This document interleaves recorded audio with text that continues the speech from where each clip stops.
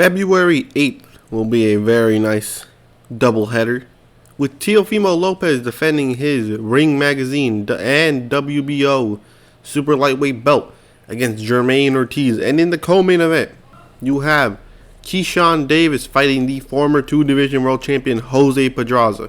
We're going to be talking about the Keyshawn Pedraza fight first. As a lot of people say, oh, he's finally stepping up. Keyshawn's finally stepping up. And the other people are all like, it's Pedraza. 2024 Pedraza. I don't think that's much of a step up, considering Pedraza's record is 29-5 with 1 draw, 14 wins by way of knockout, and 1 loss by way of knockout, which was, of course, his first loss. That was against Tank Davis. And then later on, he lost to Vasily Lomachenko, Jose Zepeda, Jose Ramirez, and Arnold Barbosa as his most recent loss. Now, of course, is this still a step up for Keyshawn? Kind of. I mean, Keyshawn only has 9 fights under his name. This will be, of course, his 10th fight. So, obviously he's not going to be fighting world-ranked elite contenders yet. But, Pedraza is on his way out. Let's be honest. His last 3 fights, I mean, when you look at it, you think, oh, he's not on the way out. Oh, he is a little bit. Because before his 2 losses and his draw, of course, being the Barbosa, Comey, and Ramirez, he got 3 straight wins against people with good records, 22-1 and 1, 22-2, and an undefeated 21-0 fighter. Those are some pretty good wins, 3-fight win streak after losing to Jose Zepeda. But at the same time, he went 12 rounds with the 135-pound Richard Comey. And as most people know, Richard Comey very rarely goes to the decision, whether it goes decision in his loss or in his wins, right? He rarely goes decision. Yeah, he did. So, that says a lot. But of course, he did make Jose Ramirez, a little uncomfortable in the ring.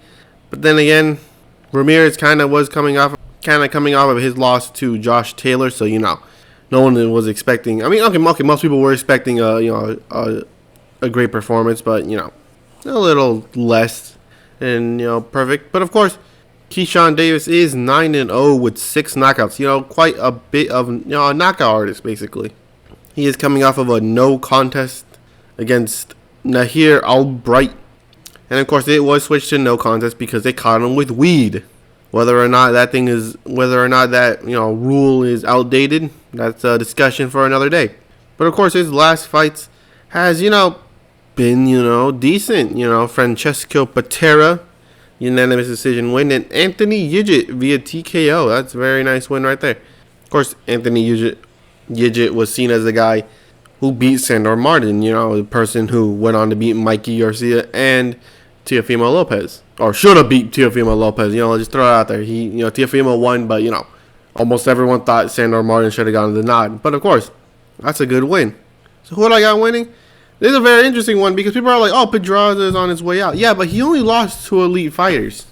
And the thing is, this isn't like a Jose Zepeda, Richardson Hitchens fight where Jose Zepeda only lost to elite fighters, or at least in world title appearances. Hitchens has way more fights under his belt or under his name than Davis does, which is very interesting. Although he does have power, let's be honest, Pedraza has not been knocked out ever since fighting Tank.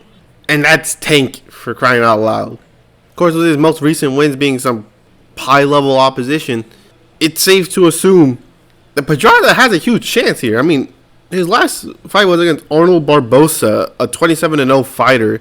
Although he was not a knockout artist in his own right, is not a knockout artist. He was the one to give Zorrilla his first loss, which, later on he ended up fighting Prograis in one of the weirdest fights. Because, it was not, I mean, it was a boring fight, don't get me wrong, but, you couldn't, not stop watching. It was just like, what the hell is this? But anyways, like I said, Pedraza is 34, which don't get me wrong. Fighting age with 35 wins under his name. Quite a bit of fights. And at 34, but with only 1 knockout loss, I'm gonna be real with you. I got Pedraza via split decision. I'm gonna be real. I thought Pedraza might, get smoked out there, which don't get me wrong, there's a huge chance of that. But with Keyshawn Davis only having 9 fights under his name, this might be, I think they might be setting up Davis for failure at this point. Yeah, because Hitchens, like I said, it kind of reminds me of Zepeda versus Hitchens. Hitchens had 16 fights under his name, while Davis has only 9. Don't get me wrong, a Yidget win is a good win, but like, we're talking about Pedraza here. I'm be real. I got Pedraza via split decision. I do think they might be trying to nudge Davis a little bit more with the judges, but I don't see Davis knocking out Pedraza. I'm going to be real with you. I mean, is there a chance? Don't get me wrong. There's a chance, but I just think Davis is a little too inexperienced to be put in there with Pedraza yet. Now, of course, if you're going with Davis, hey, you're picking the youthful, hungrier fighter. Makes sense. But I'm going to have to go with Pedraza.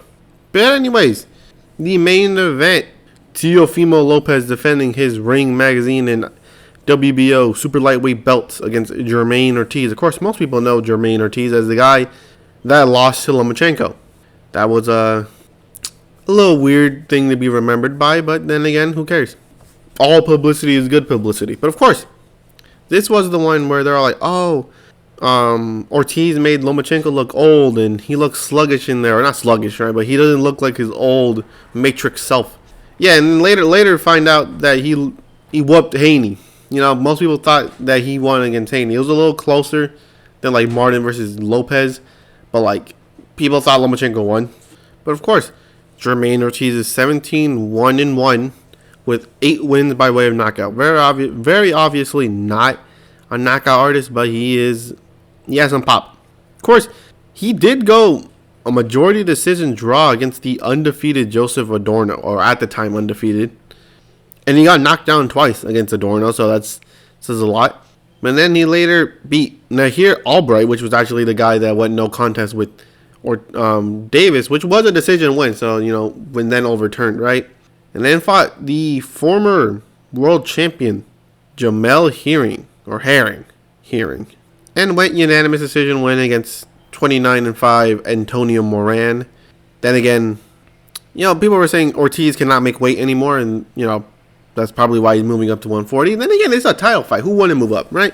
But then again, the champion, Teofimo Lopez, 19-1 with 13 knockouts. Of course, that one lone defeat being to George Kambosos.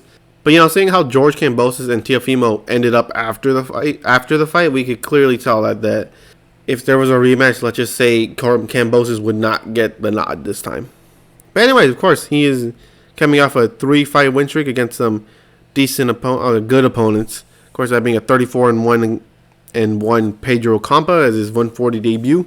Sandor Martin, which he should have lost to, but whatever. He got the nod, split decision win. And then he went on to fight the former undisputed super lightweight world champion Josh Taylor. Of course, former undisputed because they robbed him or something. They stripped him of all his belts except the WBO and Ring one. So that's very interesting. I mean, Teofimo probably should have been undisputed right now. I mean, he also should have been undisputed in lightweight, but that's a little controversial. But anyways, of course, who do I got winning?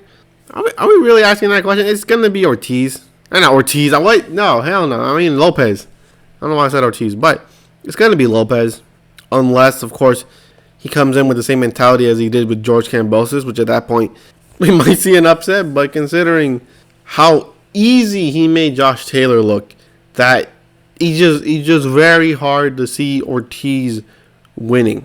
Is there a chance? There could be, but like I said, with very little power that Ortiz has, it's weird. You can't just say, Ortiz has a fighting chance, right? The puncher's chance. He doesn't even have a puncher's chance because he's not even a puncher. But of course, Ortiz did make it competitive against Lomachenko, which, don't get me wrong, is a very good thing, especially against Lomachenko. But that was for like the first half, and then Loma found his rhythm, started winning more convincingly. But of course, Loma and Teo, although you could kind of say they're around the same thing, two slick boxers, very hard to hit. Okay, unless you're Kambosos, but very hard to hit. I do got Teofimo round 8 stoppage. I do think he is a lot more powerful, especially at 140, than Lomachenko. Both are slick, so Ortiz will have his work cut out for him, trying to touch Teofimo. Especially, the thing is, the second you see Teofimo start dancing, yeah, it's over. It's over. You're done. It's over. He danced on Josh Taylor, which is, first of all, that gotta be disrespectful as hell. But I think Ortiz will make it competitive for the first 5 rounds. But I do see Teo catching him with a shot that kind of either throws him off balance or hurts him, and he takes him out in the 8th. Ortiz, great fighter, elite fighter, but we're talking about Teofimo here over here. This ain't no regular old champion. Maybe if he was up against someone like Rolly or at the time Regis Prograis, you would give him a very, very, very good chance of winning. But at this point, unless Teofimo, like I said, goes in this fight like he did with Kambosos, Ortiz is not going to last that long with Teofimo. Teofimo, I think, is just that good. He should be number 1 in the division, but they don't have him there for some reason. I guess beating the man doesn't make you the man, I guess, but whatever. But yeah, Teofimo, 8th round stoppage. And Jose Pedraza with the, I would assume, upset. I don't know, I need to check the odds on that. Split decision win over Keyshawn Davis. I think Keyshawn Davis, like I said, a little too inexperienced to fight someone like Pedraza. Don't get me wrong, Davis is a good fighter. Could be a great fighter. But I think at this point, I do think they're throwing him into the deep end and hoping that he can swim. And I don't think he can. But of course, like I said, youthful, hungry fighter.